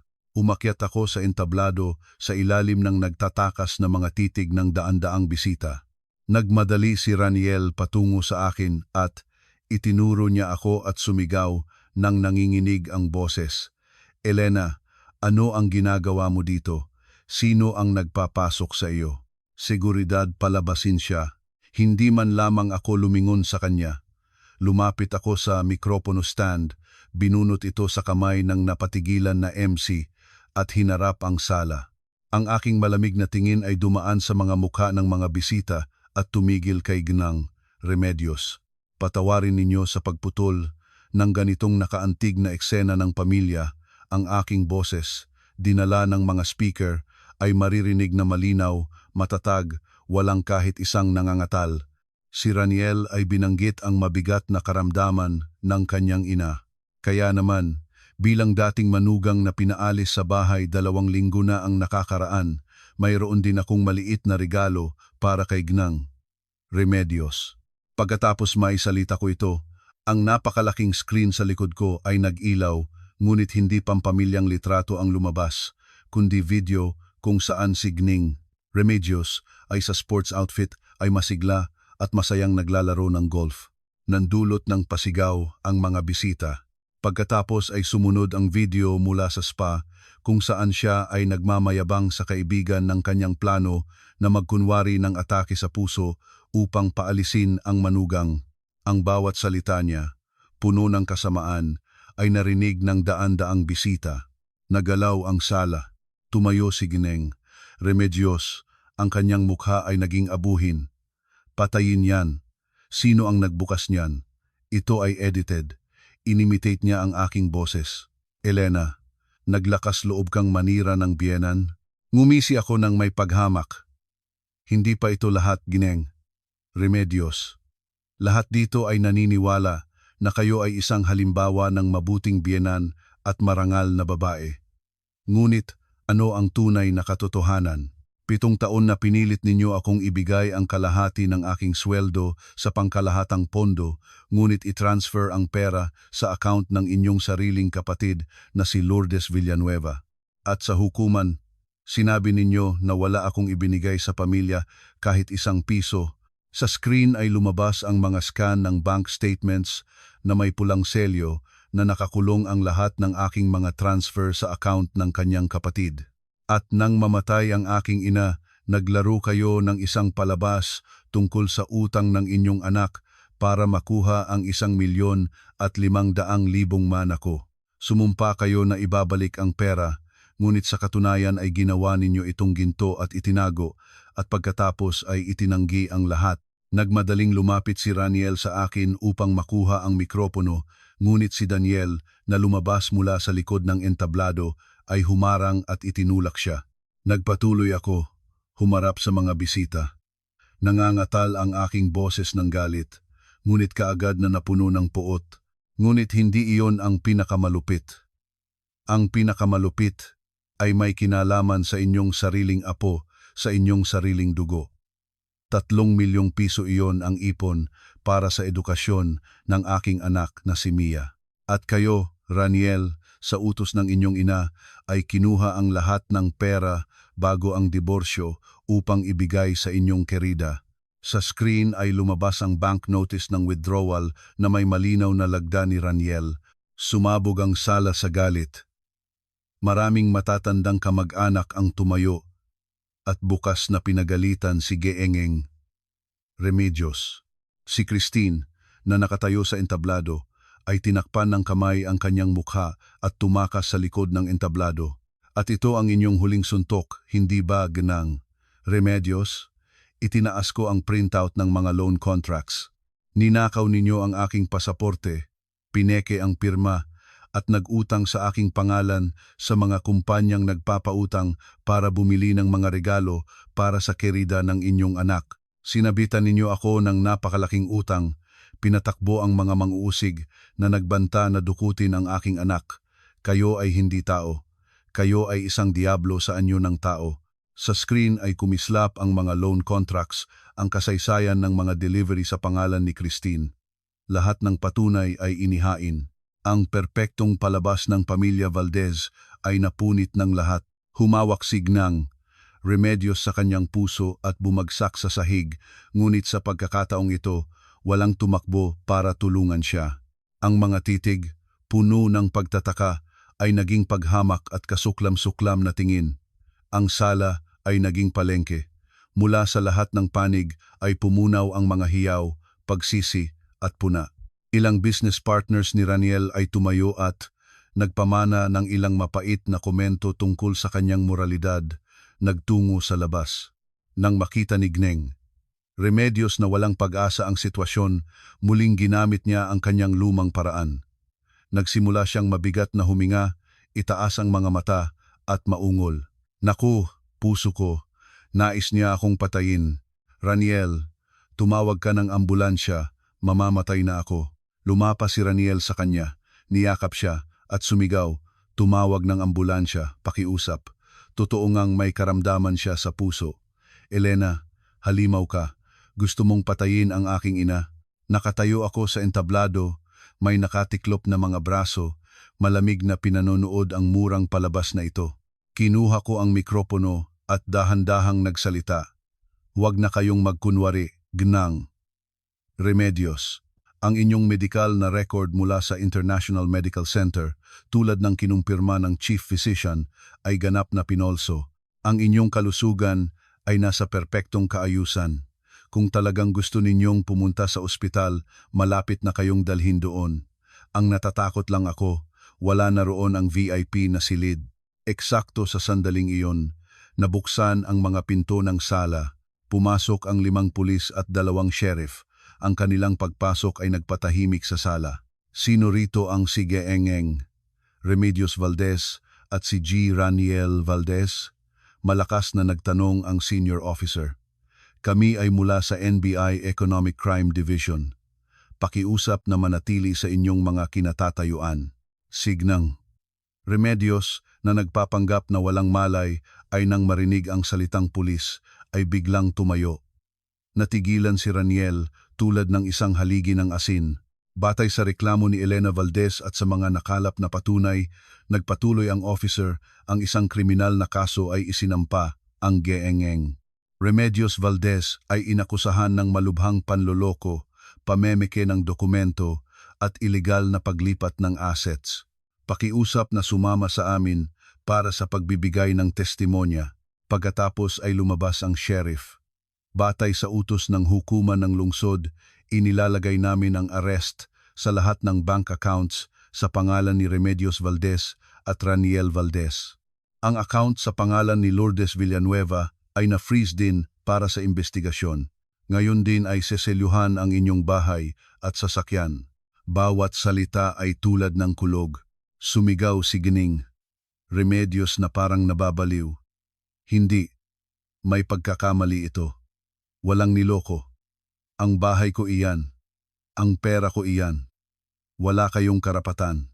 Sumulpot siya patungo sa sheriff, ngunit 2 pulis ang mabilis na humawak sa kanya at naglagay ng mga posas. Ang malamig na bakal sa kanyang mga pulso ay nagwakas ng kanyang tiraniya. Nakatayo si Raniel nang walang maigalaw. Lahat ng pera, lahat ng ari-ariang napakakahinhinang ninakaw nila sa amin ng anak ko ay ni-freeze na ng batas. Nagmamadaling umalis ang mga bisita. Ang maringal na kaarawan ay nagtapos sa kumpletong pagkawasak at kahihiyan. Habang dumadaan si Raniel, huminto ako at malamig na sinabi, "Bukas, maging handa ka para sa hukuman na ibalik ang 3 milyong ninakaw mo sa iyong anak. Kung hindi, mauupo ka sa iisang selda kasama ang iyong ina." Bumagsak si Raniel sa sahig at umiyak na parang bata, ngunit ang mga nahuhuling luha na iyon ay wala nang maiaayos pa. Lumabas ako sa restaurant at huminga ng sariwang hangin sa gabi ng Maynila. Ang tabing ng kasinungalingan ay natanggal na. Ang katarungan ay sa wakas ay nagsanay. 6 na buwan pagkatapos ng nakakabigla ang handaan na iyon, ang aming buhay ni Mia ay radikal na nagbago. Ang kriminal na kaso ng pamilya Valdez ay isinumite sa hukuman, Signing.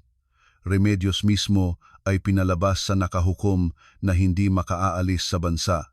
Buong araw siyang nakaupo sa kanilang nakaselyo na bahay, hinihintay ang sentensya.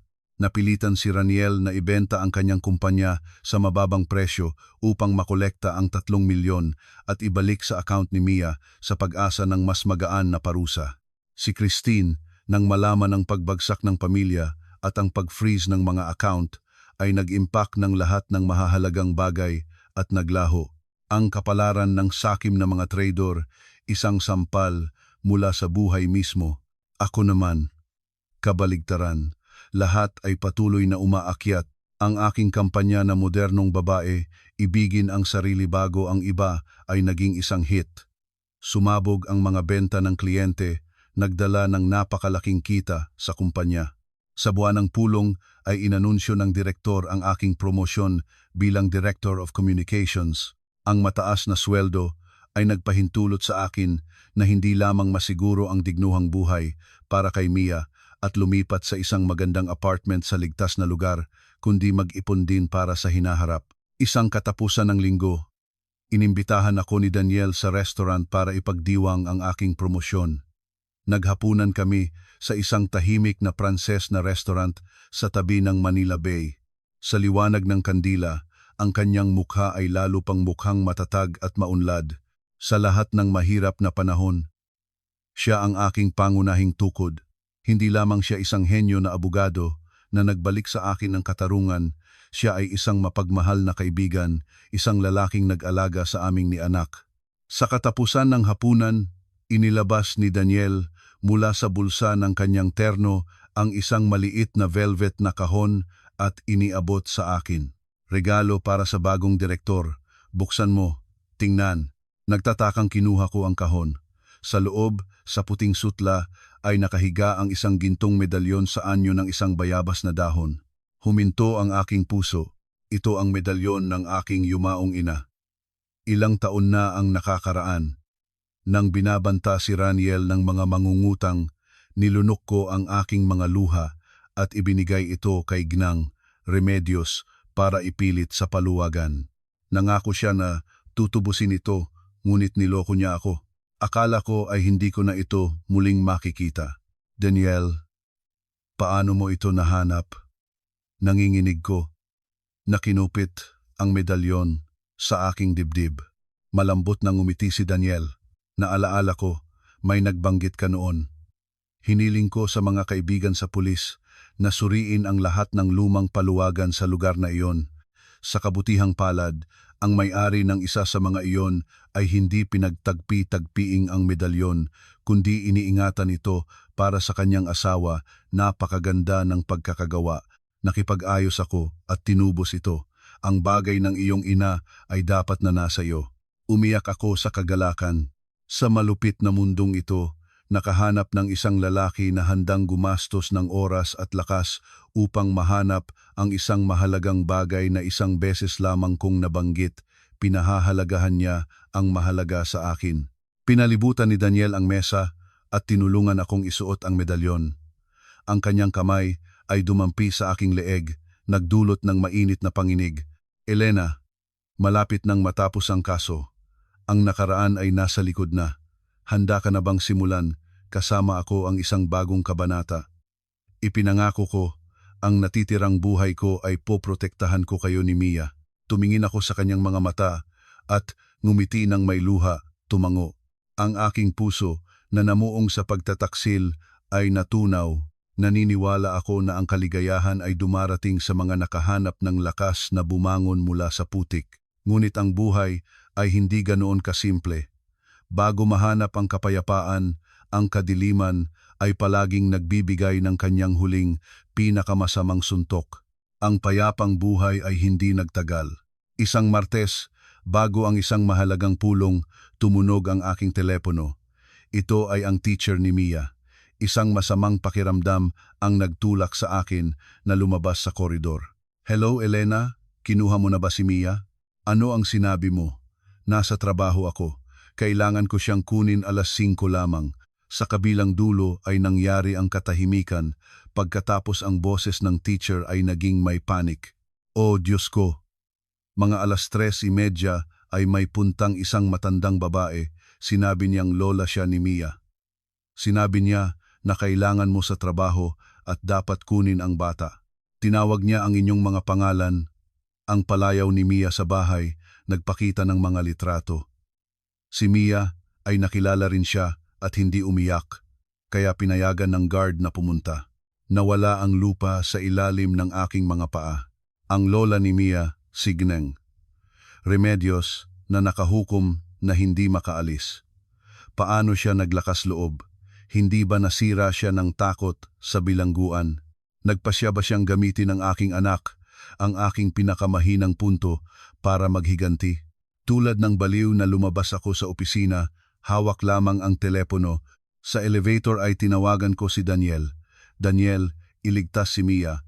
Dinukot siya ni Gnang. Remedios, sigaw ko sa telepono. Nagsasabog ng luha. Huwag kang mag-alala, Elena. Nasaan ka? Pupunta na ako. Tumawag ka na sa pulis. Ang kanyang boses ay nababahala ngunit napanatili ang pagkabuod. Nasa labas ng opisina. Tatawag na. Pagkalipas ng 5 minuto, ang sasakyan ni Daniel ay narating ang gusali. Nagmadali kami sa daycare. Nakarating din doon ang 2 pulis. Ang CCTV camera ay nagpakita kung paano si Gnang Remedios, na nakasuot ng sombrero na nagtatago ng kanyang mukha, ay inakay si Mia at isinasakay sa isang taxi. Kaagad na nakipag-ugnayan si Daniel sa LTO para masubaybayan ang sasakyan. 30 minuto ng paghihintay ang parang walang katapusan para sa akin. Kung sakaling may masama siyang mangyari sa aking anak, patayin ko siya ng sariling kamay. Tumunog ang telepono ng pulis.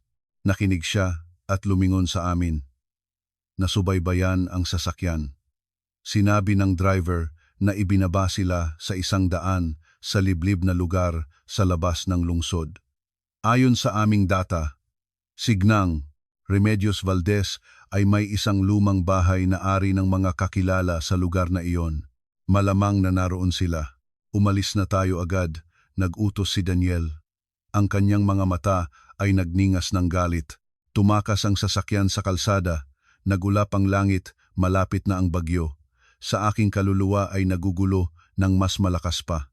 Nanalangin ako sa lahat ng Diyos. Nang maglaon mula sa kwento ni Mia at sa mga materyales ng kaso, nalaman ko kung ano ang nangyari ng nakakatakot na gabi na iyon at lalo akong ipinagmalaki ang aking 6 na taong anak. Mga 4:00 ng hapon, huminto ang taxi sa isang tiwangwang na bahay sa gitna ng gubat. Walang tao sa paligid. Binayaran ni Gnang. Remedios ang driver at hinalata si Mia papasok. Alam niya kung saan nakatago ang susi sa ilalim ng matandang palayok. Binuksan ang kalawang na kandado at itinulak si Mia sa isang madilim at mahalumigmig na silid. Natakot si Mia. Naunawaan niya na ito ay hindi ang probinsya na binanggit ng kanyang lola. Lola, gusto ko si Mami. Nakakatakot dito. Dalhin mo na ako pauwi, umiyak si Mia. Nababalot ng puot ang mukha ni Gineng. Remedios, tumahimik ka. Ang iyong ina ay isang ahas. Gustong ipukulong ako. Lahat ng pera ay kinuha niya. Hahawakan kita dito hanggang sa lumuhod siya sa pera para tubusin ka. Nang marinig ang paninirang puri sa akin, naunawaan ni Mia kahit maliit ang lahat. Biglang nagising ang tapang sa loob niya. Pinunasan niya ang kanyang mga luha at matatag na sinabi, "Nagsisinungaling ka, mabuti ang aking mami. Kayo at ni Daddy ang nagpalabas sa amin sa bahay. Hindi ako mananariwa kasama mo. Pupunta ako kay Mami." Pagkasabi noon, bumalikwas siya at tumakbo patungo sa pinto. Ang di inaasahang pagtutol na ito ay naging huling patak. Ang desperasyon at puot ay nag-alis ng isip kay Gnang. Remedios. Hinabol niya si Mia, hinawakan ang kanyang balikat at malakas na nagtulak. "Ay, marumi! Hanapin ang iyong mami!" Nagngalit siya. Lumipad si Mia at tumama ang kanyang ulo sa matalas na sulok ng matandang kahoy na mesa. Isang purol na tunog ang narinig. Sumigaw siya at hinawakan ang kanyang ulo. Mula sa sugat sa noo ay dumalo ang dugo. Nang makita ang dugo, natakot si Gineng. Remedios. Hindi niya gustong pumatay. Gusto lamang niyang panghinayangan ako. Ngunit ngayon, kung may mangyari sa bata, mas matibay na parusa ang naghihintay sa kanya. Sa panik ay tumakbo siya sa kusina para maghanap ng first aid kit. Eksakto sa sandaling iyon, nagpakita si Mia ng hindi kapanipaniwalang talino. Naluluhan ng sakit, lumapat siya sa kanyang bag at inilabas ang isang lumang simpleng telepono. Binili ko ito para sa kanya bilang pag-iingat. Malapit nang maubos ang baterya, ngunit nag-on ito. Hindi siya nagtawag sa akin. Alam niyang nasa trabaho ako. Pinindot niya ang speed dial. Ang ama niya ay sumagot. "Daddy, tulungan mo ako." Dinala ako ng lola sa isang tiwangwang na bahay. Tinulak niya ako. May dugo. Bulong ni Mia. Natatakot na marinig. Sa kabilang dulo ay may nabasag na bagay. Hindi makapaniwala si Raniel sa kanyang narinig. Sa sandaling iyon ay pumasok si Gnang. Remedios sa silid. Nakita si Mia na tumatawag at binunot ang telepono at pinagpiestang sa dingding. Ngunit huli na. Ang aking signal ng saklolo ay naipadala na. Sa sasakyan ni Daniel ay tumunog ang aking telepono. Si Raniel ito. "Elena, nasaan kayo?" Nababaliw si nanay. Dinala niya si Mia sa lumang bahay na ari ng kakilala. Tumawag si Mia, sinabi siyang nasugatan. "Nagpapadala ako ng geolocation. Magmadali kayo. Papunta na rin ako." Nang marinig ang salitang dugo, halos mawalan ako ng malay. Kinuha ni Daniel ang telepono sa akin, inilagay ang coordinates sa navigation at pinindot ang accelerator hanggang sa sahig. Ang sasakyan ay humuwad sa gitna ng bagyo. Ang sirena ng mga pulis ay umawit sa likod. Marahas na huminto ang sasakyan ni Daniel sa harap ng kalawang na gate. Umihip ang hangin sa paligid, humulagpos ang ulan. Nang hindi na naghihintay sa payong ni Daniel, lumabas ako sa sasakyan. Natisod ako, nahulog, nagsugat ng tuhod ngunit hindi ko naramdaman ang sakit.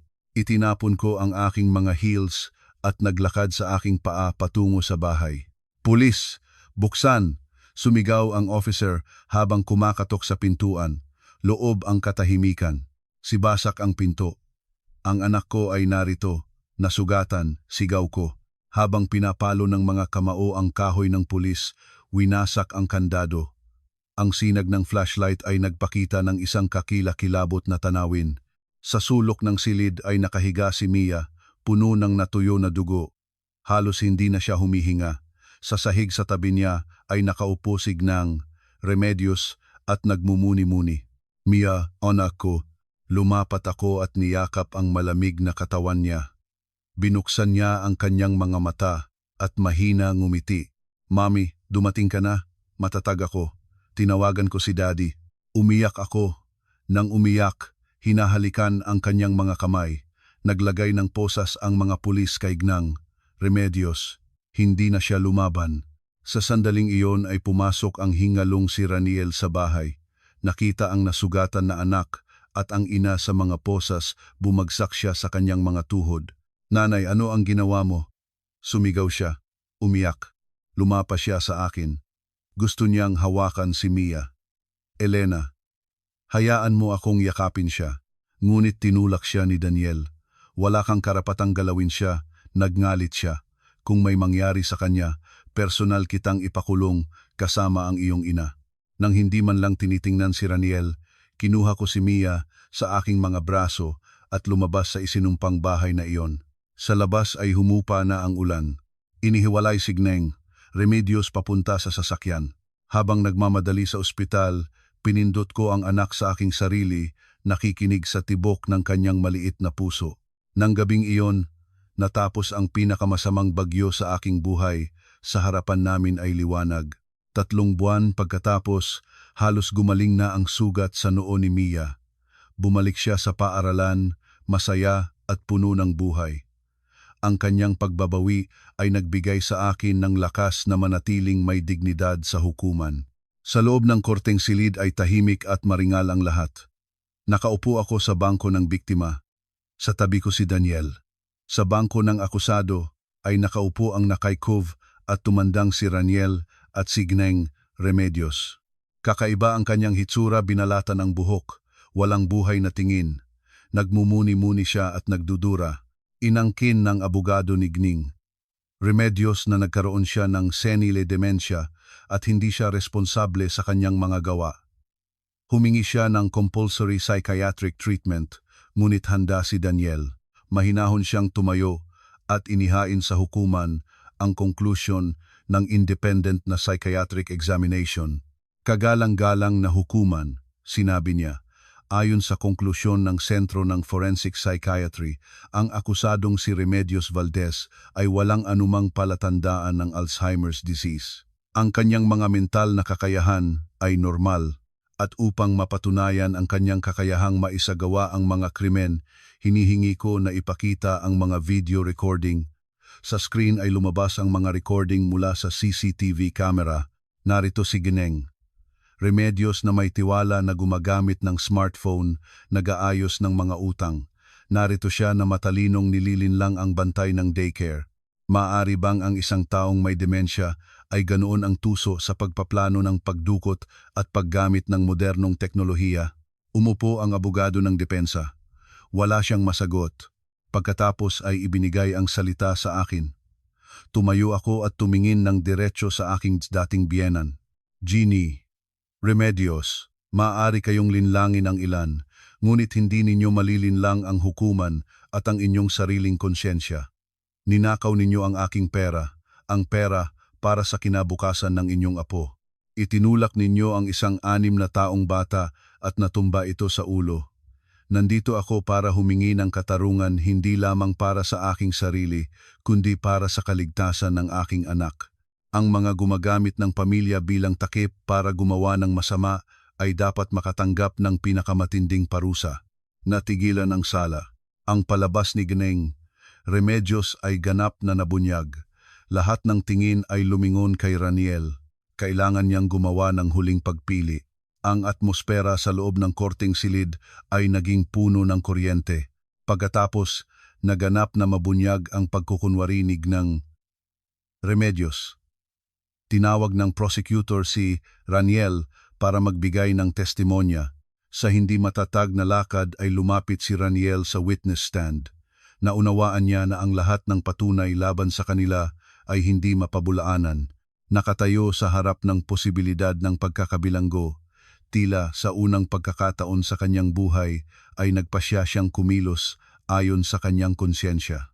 Akusado Valdez, kinikilala ba ninyo ang inyong kasabwatan sa mga gawa ng inyong ina? Mahigpit na nagtanong ang hukom. Malalim na huminga si Raniel at Nang hindi tinitingnan ang kanyang ina, tumingin sa akin. Kinikilala ko ang lahat. Ang lahat ng ikinuwento ni Elena at ng kanyang abogado ay katotohanan. Nang marinig ito ni Gining, Remedios, nakalimutan niya ang kanyang papel at sumigaw. Nababaliw ka ba, Raniel? Nagsisinungaling ka sa sariling ina. Tinambol ng hukom ang kanyang martilyo para mapanatag ang kaayusan. Ibinabang ni Raniel ang kanyang mga mata. Ang aking ina ay ganap na normal ang pag-iisip. Lahat ng mga plano mula sa pagpapanggap ng sakit hanggang sa pagnanakaw ng mana ay ideya niya. Dahil sa aking mga kabiguan sa negosyo at mahinang karakter, sumunod ako sa kanya kahit ang 3 milyon mula sa account ni Mia ay kinuha ko sa kanyang utos.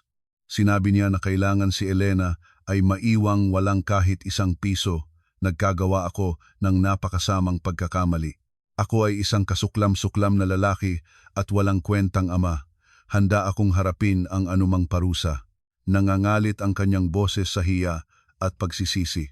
Ang nahuhuling pag-amin na ito ay naging huling pako sa takip-kabaong ng depensa ni Gnang Remedios. Bumagsak siya sa bangko at umiyak, ngunit walang nakaramdam ng habag sa sala. Pagkatapos ng pagpupulong ng hukuman, inihayag ang sentensya. Ang akusadong Remedios Valdez ay matatagpo ang nagkasala ng malubhang panloloko at pagdukot ng tao at hinahatulan ng 8 taong pagkakulong sa regular na kolonya. Ang akusadong Raniel Valdez ay matatagpo ang nagkasala ng kasabwatan at hinahatulan ng 3 taong pagkakulong ng may kondisyon na may 6 na taong probasyonal na panahon. Inuobligahan din ng hukuman ang mga akusado na ibalik ang lahat ng ninakaw na pera kasama na ang 1,500,000 mana at ang bahagi sa pangkalahatang pondo. Ang account ni Mia ay naibalik. Lahat ng utang sa mga money lending companies ay idineklara na walang bisa. Ang tinambol ng martilyo ng hukom ay naglagay ng tuldok sa kaso. Huminga ako ng may kaluwagan. Ang katarungan ay natagumpay. Lumingon ako kay Daniel at mainit siyang ngumiti sa akin. Nanalo na tayo. Inilabas. Signang. Remedios sa sala sa ilalim ng bantay. Nakatayo si Raniel sa koridor, tahimik na pinagmamasdan ang pag-alis sa kanya. Tapos na ang lahat. Ang madilim na kabanata ng aking buhay ay saradong-sarado na magpakailanman. Pagkatapos ng kaso, naibalik sa akin ang lahat ng pera. Ang kanilang bahay ay ipinagbili sa auction para mabayaran ang mga utang. Si Raniel, na nawala na ang lahat, ay pumunta sa probinsya para sa mga kamag-anak upang simulan ang bagong buhay sa simpleng pagsusumikap. Bago umalis, dumating siya sa aming bahay para makita si Mia. Sa huling pagkakataon, nagbigay ng isang guhit na regalo at tahimik na umalis. Hindi na ako nakaramdam ng puot sa kanya lamang ng mapait na awa. Nang makuha ang malaking halaga, hindi ko ito ginastos para sa karangyaan. Pagkatapos maranasan ang kahihiyan at karahasan, malalim kong naunawaan ang sakit ng ibang mga babae na nasa katulad na sitwasyon. Sa tulong ni Daniel, nagtatag ako ng isang charitable foundation na pinangalanang Sinag ng Pag-asa. Ang aming foundation ay nagbibigay ng libreng legal at psikolohikal na tulong sa mga babaeng nagdusa mula sa karahasan, sa tahanan at panloloko sa diborsyo. Sa mga katapusan ng linggo, pumupunta kami ni Daniel sa iba't ibang komunidad, nagbabahagi ng kaalaman at nagbibigay inspirasyon sa mga kababaihan na labanan ang kanilang mga karapatan. Gusto kong malaman ng lahat ang bawat babae ay karapat-dapat sa paggalang, pagmamahal at kalayaan. 2 taon pagkatapos, isang gabi, sa tag-araw, dalampasigan sa Boracay, ang hangin ng dagat ay nagpapaglaro ng aking buhok. Naglalakad ako nang walang sapin sa puting buhangin. Sa dulo ng tubig, sina Daniel at 8 taong gulang na si Mia ay nagtatayo ng isang napakalaking kastilyo ng buhangin. Malakas na tumatawa si Mia. Ang kanyang tawa ay nagsasabog kasama ang alon ng dagat. Kumaway si Daniel sa akin.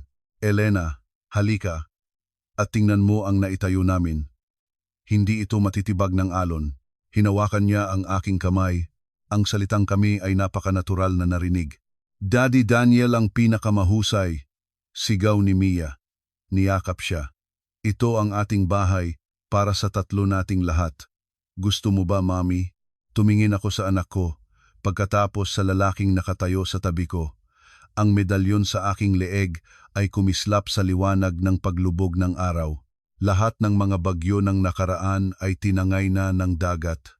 Sa harapan ko ay isang tunay na kastilyo ng kaligayahan, itinayo sa pundasyon ng tiwala, paggalang at walang kondisyong pagmamahal. Gusto ko ng husto. Ito ang pinakamagandang bahay na nakita ko sa aking buhay. Ngumiti ako, mahigpit na hawak ang mainit at matibay na kamay ni Daniel. Bumaba ang araw sa abot-tanaw, pinalaman ng ginto at pula ang langit at dagat. Ang tatlo naming anino sa buhangin ay nagsanib sa isa. Minsan, upang mahanap ang tunay na apoy na nagpapainit ng kaluluwa, kailangan ng isang babae na dumaan sa abo. At sa wakas ay nahanap ko na ang aking pinakamaningning na tagsibol.